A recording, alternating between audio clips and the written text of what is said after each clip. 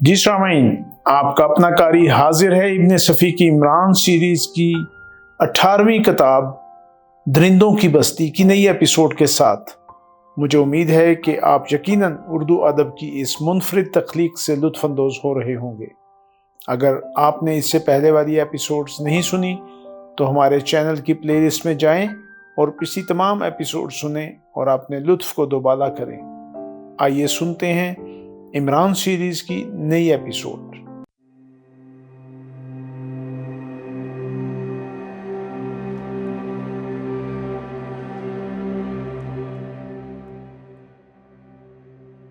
یہ بستی سچ مچ عجیب تھی، ہر لحاظ سے۔ انہیں عجیب یوں لگی کہ انہوں نے اب تک اس کے متعلق جو کچھ بھی سنا تھا وہ اس کے برعکس تھا۔ یہاں چاروں طرف چھوٹے چھوٹے مکانات کے سلسلے بکھرے ہوئے تھے، اور شاید ہی کوئی ایسا مکان رہا ہو جس کے سامنے ایک چھوٹا سا باغیچہ نہ ہو۔ وہاں کے باشندے بھی بڑے صاف ستھرے تھے، آہستہ آہستہ چلنے والے حلیم لوگ۔ بعض اوقات تو ایسا معلوم ہوتا تھا جیسے بستی کے سارے مردوں نے افیون کی چسکیاں لگا رکھی ہیں۔ ان کے انداز سے ایسا لگتا تھا جیسے کسی جگہ بیٹھے بیٹھے اٹھنے کے ارادے میں بھی 10-15 منٹ صرف کر دیں گے۔ معمولی حالات میں انتہائی کاہل اور سست معلوم ہوتے، لیکن ان کی عورتیں ان کی ضد تھیں، بڑی تیز و ترار، جسموں کا ریشہ ریشہ تھرکتا معلوم ہوتا۔ البتہ ان کا انداز شوخ بچیوں کا سا تھا۔ ابھی تک عمران کی نظروں سے ایک بھی ایسی عورت نہیں گزری تھی جس کی آنکھوں میں اسے جنسی تشنگی کی جھلکیاں ملتی۔ وہ کھیل تماشوں اور رنگ رنگ کی شائق ضرور تھی، لیکن ساتھ ہی ساتھ فرما بردار بیٹیاں اور اطاعت شعار بیویاں بھی تھیں۔ ان کے لیے یہ خبر بڑی فرحت انگیز تھی کہ ان کے مرد کہیں سے سرکس والوں کو پکڑ لائے ہیں۔ عمران خصوصیت سے شہباز ہی کا مہمان تھا۔ اس نے اسے ان چھولداریوں میں نہیں رہنے دیا جو قافلے والے اپنے ساتھ لائے تھے۔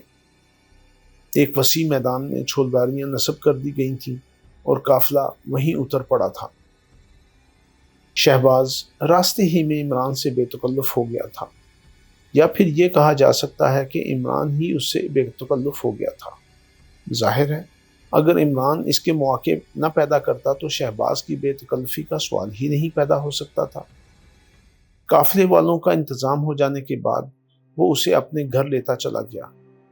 یہاں 3 چھوٹے کمرے تھے جن کی دیواریں پتھروں کی تھیں اور چھتیں پھوس کی، جن کی اوپری سطح پر شہباز کے بیان کے مطابق کھالیں مڈی ہوئی تھیں۔ کھالیں ہی ہماری دولت ہیں، اس نے کہا۔ ہم اناج کے عوض تمہیں کھالیں دے سکتے ہیں، جوہرات کے عوض نہیں۔ آپ یہاں تنہا رہتے ہیں؟ عمران نے پوچھا۔ میں اس کا عادی ہوں، ہر آدمی کو ہونا چاہیے۔ اگر گھر میں کوئی عورت موجود ہو تو ہر اعتبار سے آدمی کے جسم میں گھن لگ جاتا ہے، اس لیے اس گھر میں کبھی کوئی عورت نہیں آئے گی۔ بڑا اچھا خیال ہے۔ تم سچ مچ کہہ رہے ہو یا یوں ہی؟ دوسرے لوگ تو میرے اس خیال کی تائید نہیں کرتے۔ وہ غلطی پر ہیں، عمران سر ہلا کر بولا۔ اچھا تم بھوکے ہوگے، اور ہاں اس کمرے میں چولہا ہے، ایندھن ہے، سرخ ڈبے میں انڈے ہوں گے اور لکڑی کے صندوق میں آٹا، لیکن تم چائے کو ہاتھ نہ لگاؤ گے کیونکہ اس کے لیے ہمیں زرد ریگستان کا کچھ حصہ پار کرنا پڑتا ہے۔ زرد ریگستان، جہاں موت بگھولوں کی شکل میں چکراتی اور چنگھاڑتی پھرتی ہے۔ چائے پینے سے مجھے زکام ہو جاتا ہے، اس لیے میں کبھی نہیں پیتا۔ تب تم ایک بہت اچھے مہمان ہو، ہمیشہ جہاں رہو۔ شہباز ہنسنے لگا، سفید دانتوں کی قطار سے درندگی جھلک رہی تھی۔ وہ ایک دن کی تو تھکن تھی نہیں کہ 2-4 گھنٹوں میں دور ہو جاتی۔ قافلے والے جو چین سے لیٹے ہیں تو انہوں نے دوسرے ہی دن کی خبر لی، نہ کھانے کا ہوش نہ پینے کی سدھ۔ پھر اگر ان کے ساتھ صفدر نہ ہوتا تو شاید وہ پاگل ہی ہو جاتے، کیونکہ لوگ جوک در جوک آ کر ان سے سرکس کے متعلق پوچھتے اور کچھ اس انداز میں پوچھتے کہ ان کی روحیں فنا ہو جاتی۔ مفہوم وہ سمجھ نہیں پاتے تھے۔ لہجے سے انہیں ایسا معلوم ہوتا جیسے مار ڈالنے کی دھمکیاں دے رہے ہوں۔ جب صفدر انہیں بتاتا کہ وہ تو بڑے پیار سے تمہاری خیریت پوچھ رہے ہیں، تب ان کے حواس ٹھکانے ہوتے۔ 3 دن تک وہ آرام کرتے رہے۔ پھر ایک شام ان لوگوں نے اپنے کرتب دکھائے جو خاص طور سے سرکس ہی کے لیے ساتھ لائے تھے۔ انہوں نے ایک ہی شو میں کافی دولت کمائی۔ یہ تقریباً 1.5 پاؤنڈ چائے تھی اور اسے بھی شہباز بڑی حریص نگاہوں سے دیکھ رہا تھا۔ عمران جب اسے سمیٹ کر ایک طرف رکھ چکا تو اس نے ایک ٹھنڈی سانس لے کر کہا، اگر تم 1 ہفتہ بھی یہاں ٹھہرے تو کافی دولت مند ہو کر واپس جاؤ گے۔ وہ دونوں ایک جھولداری میں تنہا تھے۔ عمران نے چائے کے 2 حصے کیے اور ایک حصہ اس کی طرف بڑھا دیا۔ کیا؟ شہباز نے حیرت سے کہا اور پھر ہنس کر بولا، تم مذاق کر رہے ہو؟ نہیں دوست، عمران نے سنجیدگی سے کہا، میں دوسروں کے لیے جان بھی دے سکتا ہوں۔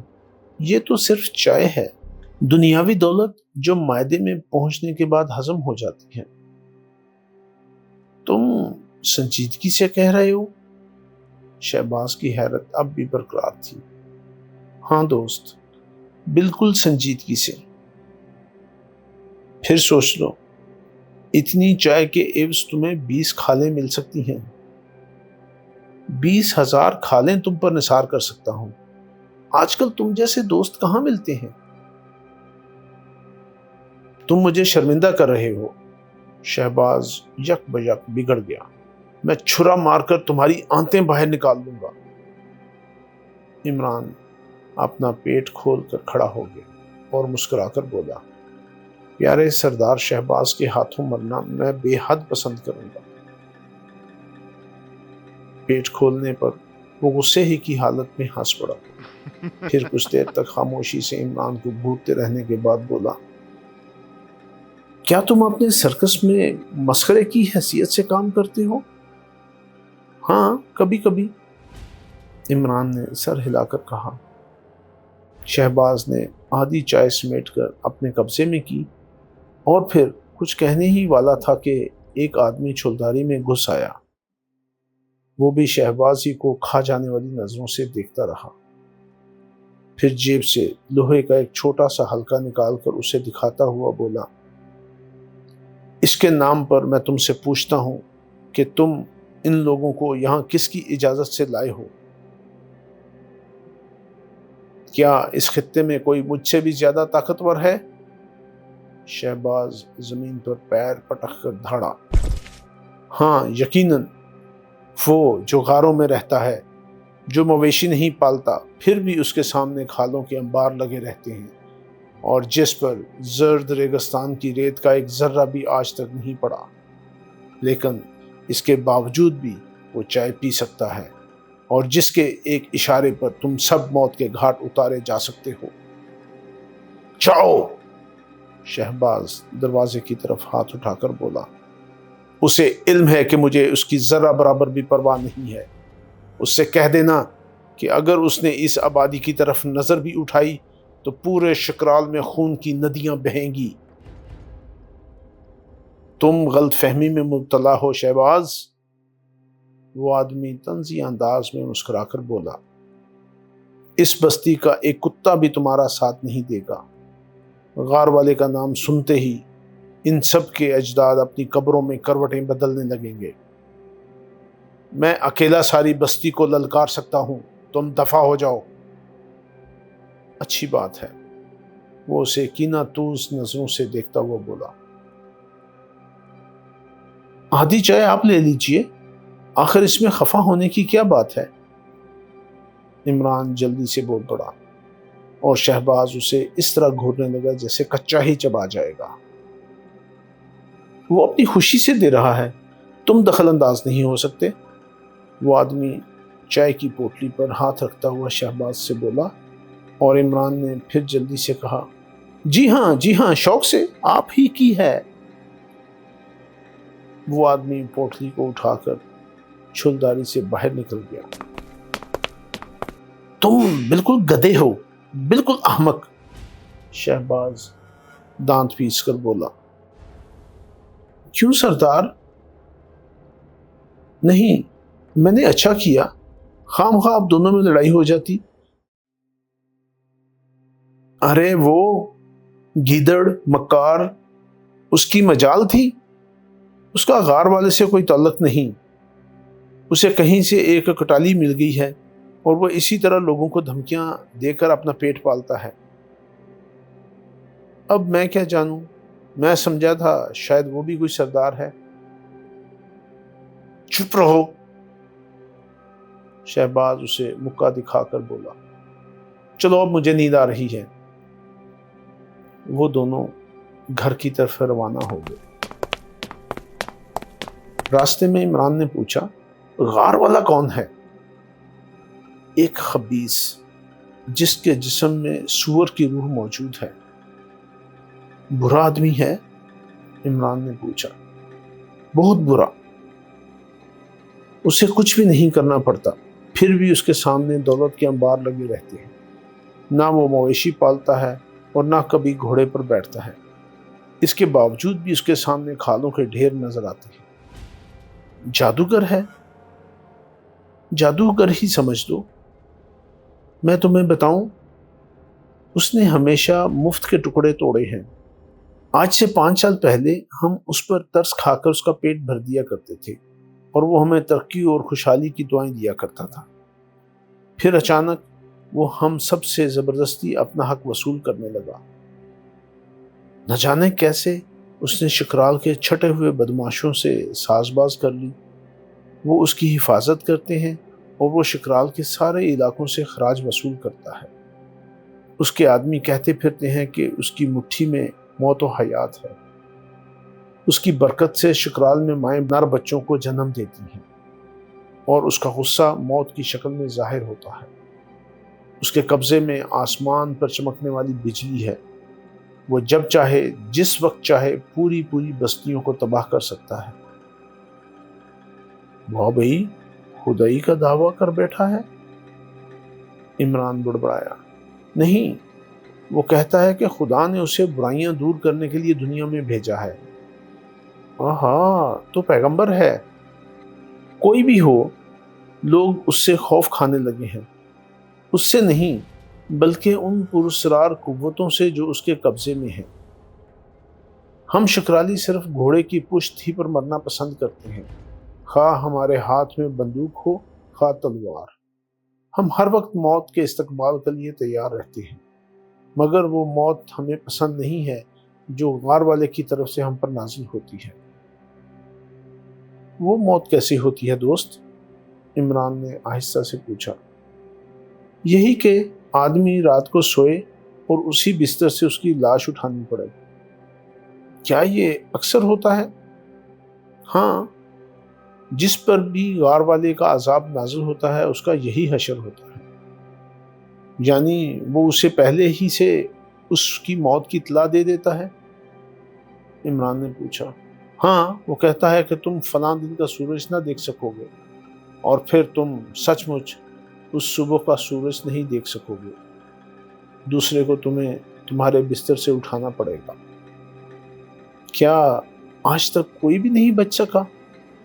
میرا مطلب ہے ایسا آدمی جس کے متعلق اس نے پیشین گوئی کی ہو۔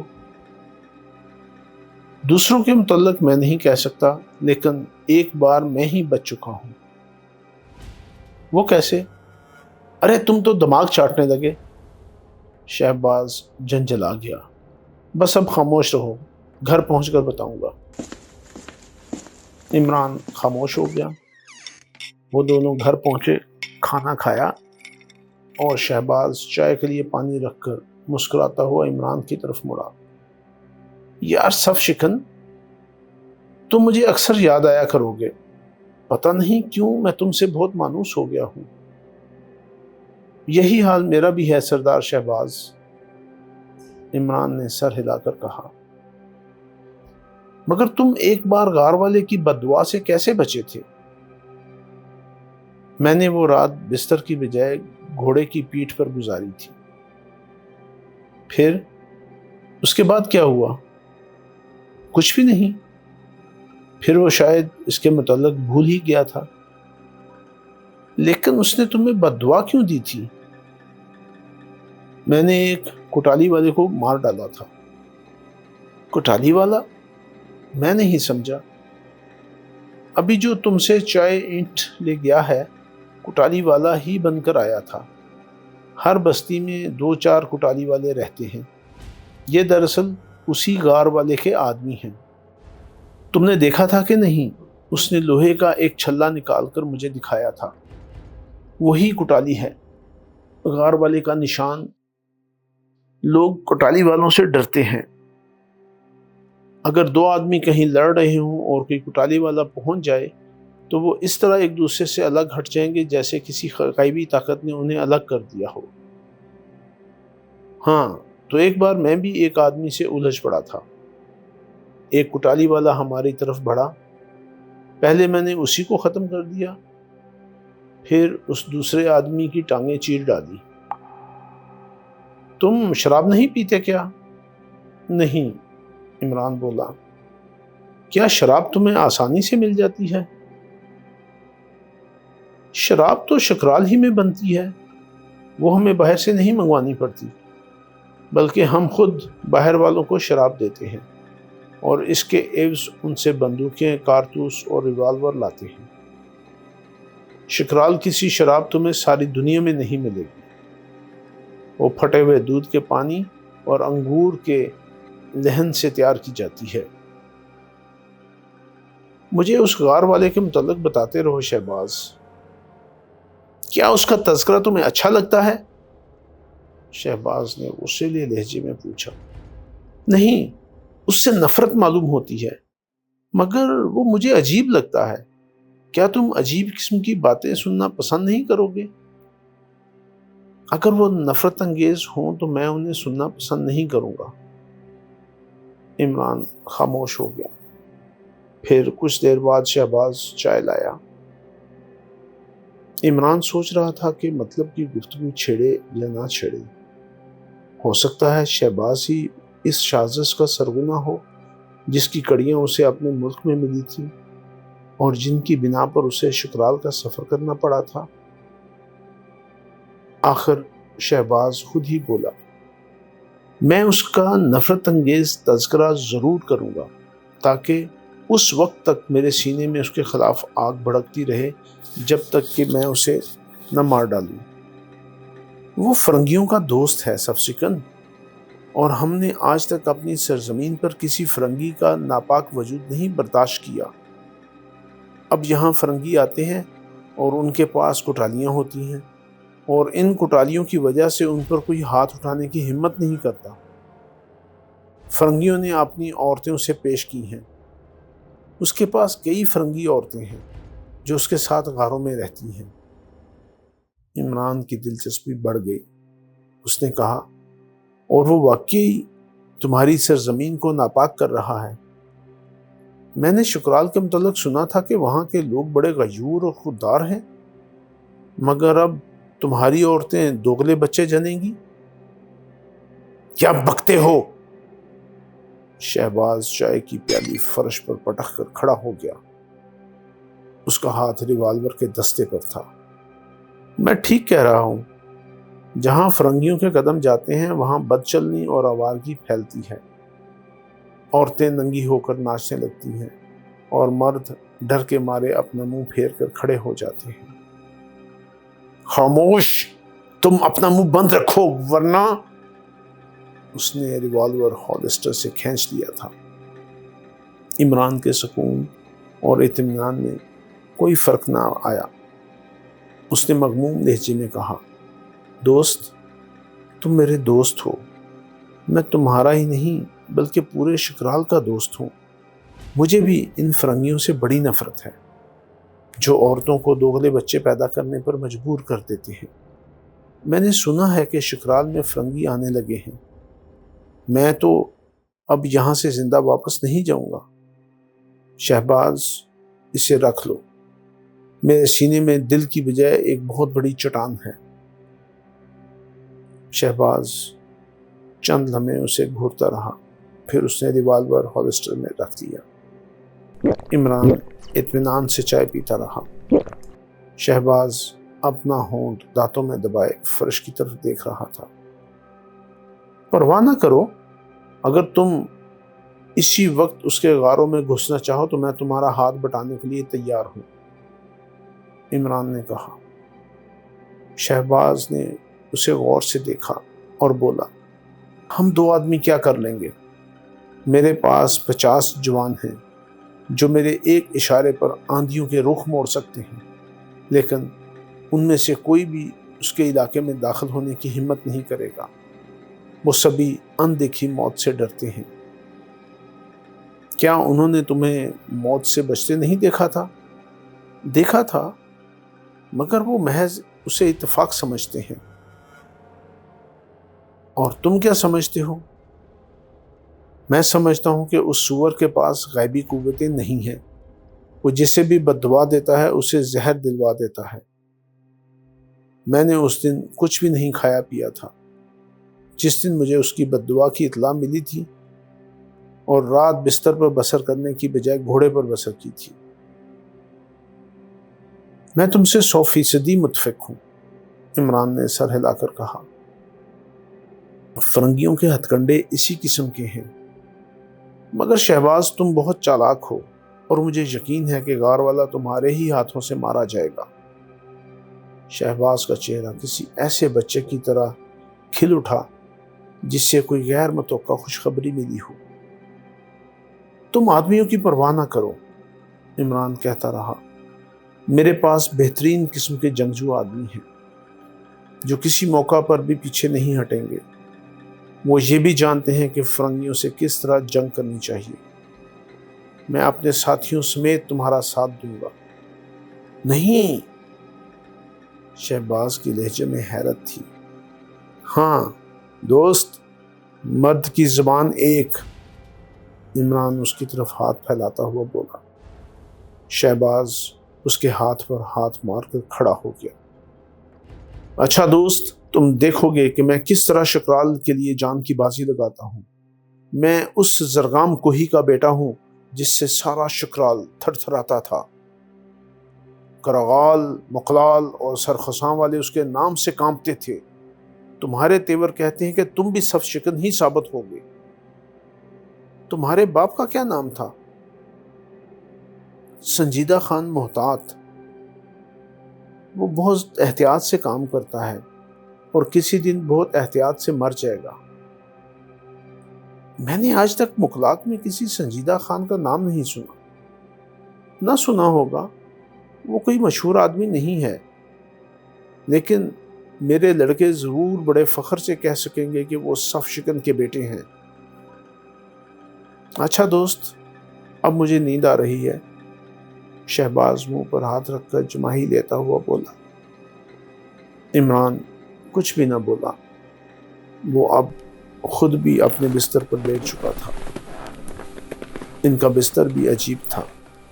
فرش پر ایک پلنگ کی جگہ گھیرے ہوئے لکڑی کی ایک ایک فٹ اونچی دیواریں کھڑی تھیں، اور ان کے درمیان میں چمڑے کے آرام دہ گدیلے پڑے ہوئے تھے۔ جی سامعین، آپ نے عمران سیریز کی نئی ایپیسوڈ سنی۔ مجھے یقین ہے کہ آپ ضرور اس سے محظوظ ہوئے ہوں گے۔ آپ کا قاری آپ سے اجازت چاہتا ہے، مگر جانے سے پہلے ہمارے چینل کو ضرور سبسکرائب کریں، اپنے دوستوں اور دیگر حلقہ احباب میں بھی اسے شیئر کریں۔ ملتے ہیں کچھ دیر کے بعد نئی ایپیسوڈ کے ساتھ۔